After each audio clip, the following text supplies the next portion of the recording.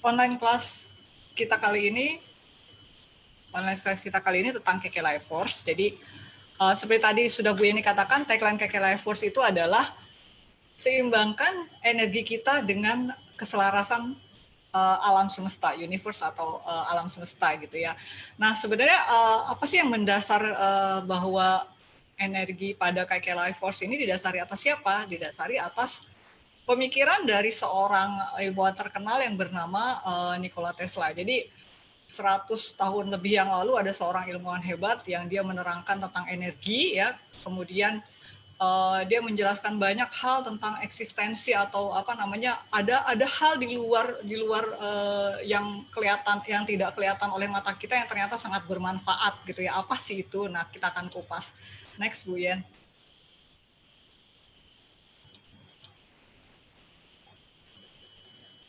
Nah, kalau di kehidupan kita keseharian gitu, kita mungkin akan mengenal yang namanya komunikasi. Gampangnya, bahasa gampangnya adalah ngerumpi gitu ya.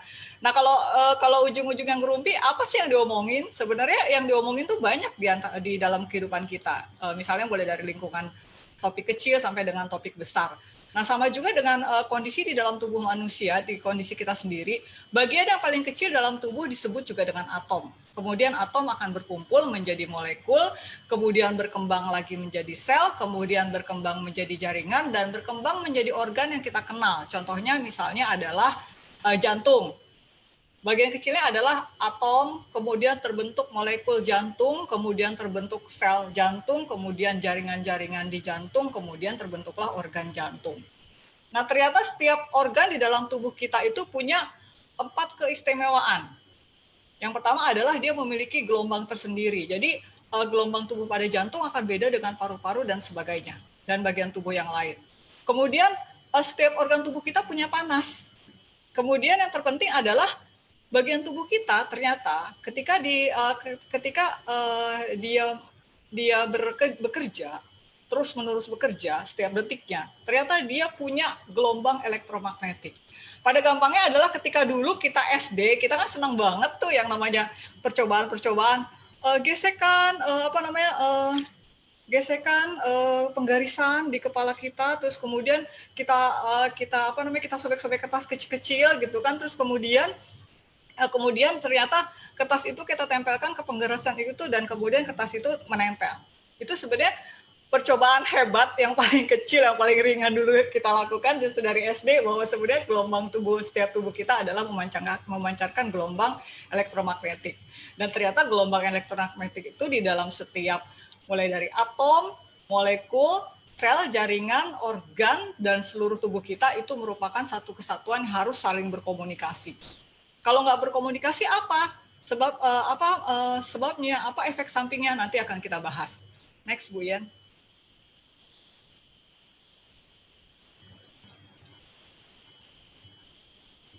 Nah, ada satu hal yang perlu kita ketahui, seperti tadi sudah kita jelaskan, bahwa setiap sel tubuh kita, setiap organ tubuh kita bahwasanya memiliki gelombang elektromagnetik. Satu sel tubuh kita memiliki voltase atau daya antara 90, 70 sampai dengan 90 milivolt. Nah, ada satu riset kecil ketika misalkan jumlahnya satu sel itu kurang dari 70 sampai 90 milivolt, maka cenderung akan mengalami yang namanya sakit. Bahkan pada kondisi tertentu bisa menyebabkan yang namanya penyakit kanker gitu ya. Nah, kalau misalkan kurang, ternyata komunikasi antar sel juga akan semakin buruk. Ibaratnya gini, kita ketemu teman kita. Nah, kebetulan kita lagi ngeblank nih otaknya gitu kan. Teman kita pengen kita ngobrol sama dia tentang A, kita jawabnya X gitu kan. Nah itu sebenarnya karena kita nggak konsen, kita nggak fokus, misalnya kita kurang gizi, maka voltase di sel tubuh kita kurang. Maka kita ngobrol atau ngerumpi dengan teman kita juga jadi nggak nyambung juga. Nah kayak gitu contohnya. Ketika sel tubuh kita tidak volumenya atau dayanya atau kapasitasnya di bawah dari 70 milivolt per selnya. Nah, ternyata komunikasi antar sel ini ada 2 kejadian. Ya. Satu, sel dengan sel, jadi antar sel saling ngobrol, gitu, saling rumpi. Kemudian ternyata sel dan lingkungan sekitarnya juga saling rumpi juga. Sehingga makanya kondisi tubuh kita menjadi seperti ini yang kita lihat, kemudian menjadi harmonis pula. Begitu. Next.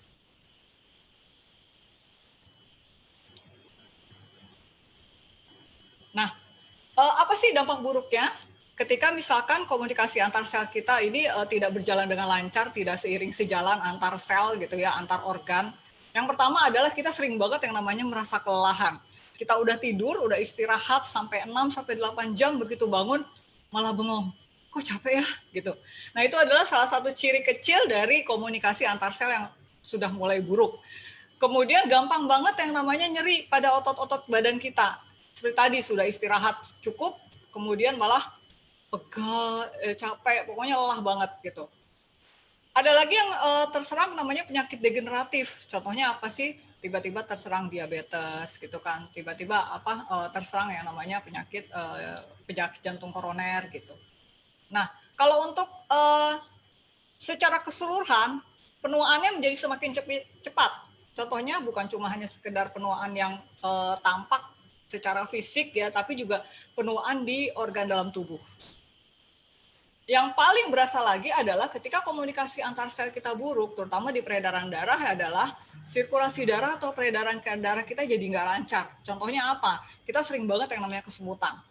Kesemutan, terus kemudian misalkan pegal-pegal di leher seperti itu, kemudian kita sering menguap ya, kemudian ketika kita misalkan berjalan kaki agak sedikit cepat atau kita berlari, kita masih muda, misalkan masih usia 20-30 tapi udah ngos-ngosan gitu, naik turun tangga udah ngos-ngosan. Itu sebenarnya udah suatu kondisi kecil yang komunikasi antar sel organ tubuh kita sudah mulai buruk. Yang berbahaya adalah gangguan imun. Jadi kayak beberapa kasus gangguan imun kayak misalnya lupus, terus kemudian psoriasis dan sebagainya, itu bisa jadi karena komunikasi antar sel imunnya juga tidak baik. Jadi ngerumpinya salah fokus, salah topik seperti itu.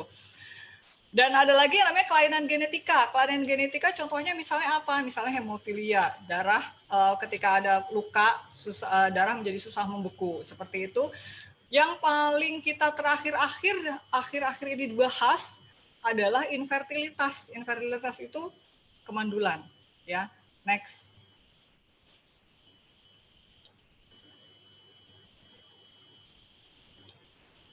Nah, apa sih penyebab secara umum terganggunya harmonisasi atau keseimbangan harmonis pada seluruh sel tubuh kita? Yang pertama adalah kurang gizi. Misalnya kita makannya asal makan aja, tidak makan yang berkualitas. Kemudian pola hidup yang buruk, mager, malas gerak ya. Kemudian pola makan juga buruk ya. Kemudian tidur terus atau kurang tidur, seperti itu juga sebenarnya buruk untuk kesehatan sel kita. Kemudian tinggi polusi, baik itu polusi air, polusi tanah, atau polusi udara, sering banget kena serangan mikroorganisme, misalkan sering sakit karena flu, ya, terus kemudian sering sakit yang lain-lainnya juga, sakit perut dan sebagainya.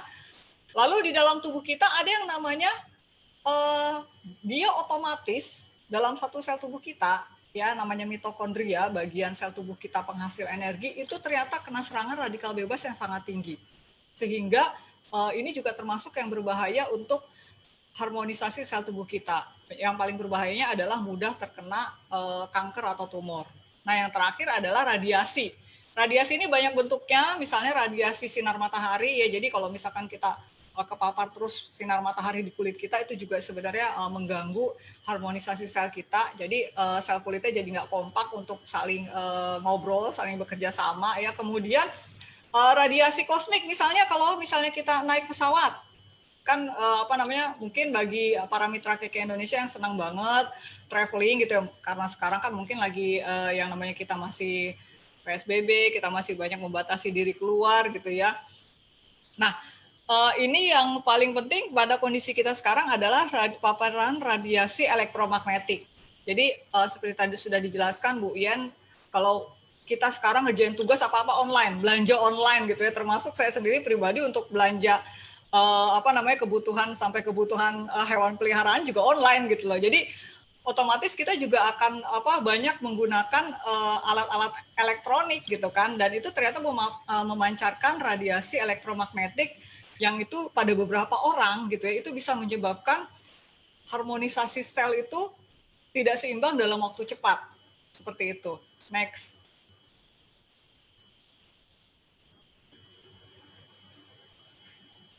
Nah, terus apa sih solusinya gitu ya? Di sini mungkin ada beberapa mitra Keke Indonesia yang maaf misalnya terlalu asik dengan gadgetnya ya, kemudian misalkan mau tidur masih main gadget gitu ya, terus kemudian tiba-tiba ketiduran gitu ya dengan paket data masih menyala gitu, banyak kayak seperti itu saya rasa ya. Kemudian ketika dia bangun kepalanya langsung pusing 7 keliling gitu. Padahal tidurnya udah cukup ya gitu ya. Kenapa sih gitu? Karena sebenarnya dia sudah mulai terpapar yang namanya paparan radiasi elektromagnetik dari sinyal HP internetnya seperti itu. Dan sudah pasti kita punya solusi bagaimana caranya untuk menghalau efek samping negatif dari radiasi elektromagnetik itu. Kita punya satu produk yang namanya Keke Life Force ya. Jadi Keke Life Force ini untuk sekarang bentuknya ada dua. Yang pertama adalah pendan, ya jadi pendan, ini pendan. Jadi ini kalung, bentuknya macam-macam. Kalau kita lihat kan di layar sini ada yang bentuknya ada yang warna hijau, kemudian yang biru, kemudian ini yang saya pakai ya. Terus kemudian ada lagi beberapa bentuk yang lain, dan yang paling baru adalah bentuknya belt atau ikat pinggang. Ini cocok buat bapak-bapak. Tapi kalau ibu-ibu boleh pakai nggak? Ya boleh aja, sama aja ya. Nah, Keke Life Force ini apa sih isinya? Keke Life Force kalau kita lihat, jadi kita coba buka ya. Keke Life Force kalau kita perhatikan secara lebih rinci, di depannya adalah hiasan gitu ya. Jadi misalkan ini hiasan ada batu triangle-nya, kemudian tapi kalau di baliknya, di baliknya ini ada bentuk yang serat-serat. Jadi bentuk serat-serat ya, serat sekali gitu ya, serat kayak rapat sekali. Ini disebut juga dengan serat karbon gitu ya. Nah, di dalam serat karbonnya ini menempel ya, ditembakkan gitu. Itu bahasanya ditembakkan satu energi yang disebut juga dengan energi skalar. Jadi banyak dari kita salah sebut jadi energi saklar, bukan energi saklar ya, tapi energi skalar, atau bahasa Inggrisnya bahasa orang Cipondohnya katanya scalar energy gitu ya. Nah, ini fungsinya apa sih? Untuk energi skalar ini fungsinya adalah untuk menyeimbangkan medan energi tubuh kita. Jadi sebenarnya kalau misalnya kita melihat energi kita dengan satu foto aura gitu ya, foto aura atau bahasa alat lainnya adalah Kirlian fotografi. Kita ini sebenarnya setiap orang memiliki aura. Pada kondisi sehat, aura kita akan rapat seperti itu. Nah, pada kondisi yang tidak seimbang, maka dia akan bolong-bolong banyak, terbuka lebar-lebar seperti itu. Nah, fungsi dari Keke Life Force adalah menutup semua, kemudian menyeimbangkan energinya, energi dalam tubuh kita. Kemudian apa sih efek sampingnya? Kalau energi kita seimbang, maka sel dalam tubuh kita akan berkomunikasi dengan baik. Ngerumpinya tuh nyambung semua gitu loh. Jangan nggak ngerumpi yang satu topiknya bagaimana sih tubuh kita sehat. Satu topiknya kamu mah sel imunnya lebay gitu, nggak seperti itu. Jadi topiknya sama-sama bagus, terus kemudian juga akan menyelaraskan dengan tubuh kita ya, Keke Life Force itu, sehingga kita akan menjadi lebih sehat, terutama stamina kita lebih kuat seperti itu. Next.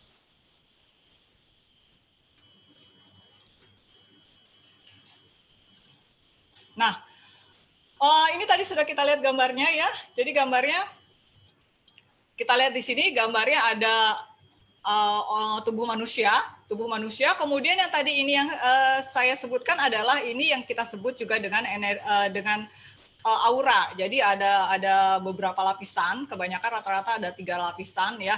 Ketika aura ini atau sinar tubuh ini tertutup rapat, maka dia sebenarnya dalam kondisi sehat. Tapi ketika dia sudah mulai terbuka lebar-lebar, banyak lubang-lubangnya, banyak jurang-jurangnya, maka itu sudah mulai yang namanya menderita atau mempunyai ketidakseimbangan. Nah, kemudian energi skalar itu apa sih? Saya bayangkan seperti ini. Misalnya ada sebuah ruangan besar, kemudian ruangan itu ditembakkan satu gelombang ya. Kemudian ditembakkan lagi satu gelombang lagi kiri kanan, kemudian dia menjadi 0. Tapi uniknya adalah ketika dia menjadi 0, itu malah justru menghasilkan energi. Itu energi itulah yang kita sebut juga dengan energi skalar. Bahasa gampangnya adalah dia gelombang longitudinal, gelombang yang saling menolkan namun menghasilkan energi. Seperti itu. Itu maksud dari energi skalar. Begitu. Pencetus pertama awalnya adalah sebenarnya Nikola Tesla adalah pencetus kedua, ada satu lagi ilmuwan Jerman ya. Namun yang paling lebih mengembangkan tentang energi skalar dan kegunaan-kegunaan dahsyatnya sebenarnya mulai dari Nikola Tesla, kemudian berkembang lagi oleh Max Planck Institute di Jerman, kemudian sekarang berkembang lebih ke arah di dua negara yang paling berkembang. Satu di Amerika, kemudian yang kedua di Rusia. Jadi Rusia banyak memakai untuk teknik-teknik pengobatan atau healing ya, kemudian begitu juga dengan Amerika.